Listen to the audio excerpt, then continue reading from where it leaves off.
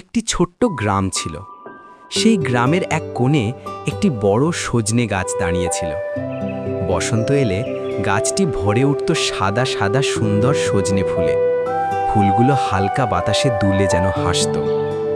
গ্রামের রিয়া নামে এক ছোট্ট মেয়ে ছিল। তার বয়স ৮ বছর। সে প্রতিদিন স্কুলে যাওয়ার আগে সজনে গাছটার নিচে দাঁড়াত। সে ফুলগুলোকে খুব ভালোবাসত। একদিন সে দেখল একটি ছোট্ট ফুল ডাল থেকে ঝরে মাটিতে পড়ে গেছে। রিয়া ফুলটিকে আলতো করে তুলে বলল, তুমি মন খারাপ করো না, আমি তোমাকে আমার খাতার ভেতর রেখে দেব। ফুলটি যেন মনে মনে খুশি হলো। রিয়া ফুলটিকে যত্ন করে নিজের বইয়ের পাতার মধ্যে রেখে দিল। কয়েকদিন পর ফুলটি শুকিয়ে গেল, কিন্তু তার সৌন্দর্য আর মিষ্টি গন্ধ রয়ে গেল। একদিন রিয়ার শিক্ষক ক্লাসে বললেন, প্রকৃতি আমাদের বন্ধু, আমরা যদি গাছপালাকে ভালোবাসি তারা আমাদের সুখ দেয়।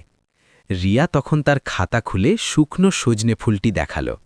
সবাই অবাক হয়ে গেল। শিক্ষক হাসি মুখে বললেন, দেখো, ভালোবাসা আর যত্ন দিলে ছোট জিনিসও স্মৃতির মতো সুন্দর হয়ে থাকে। তারপর থেকে গ্রামের সব শিশুরা সজনে গাছের যত্ন নিতে শুরু করল। গাছটিও যেন আরও বেশি ফুল ফোটাতে লাগল। শিক্ষা: প্রকৃতিকে ভালোবাসলে প্রকৃতিও আমাদের ভালোবাসা ফিরিয়ে দেয়।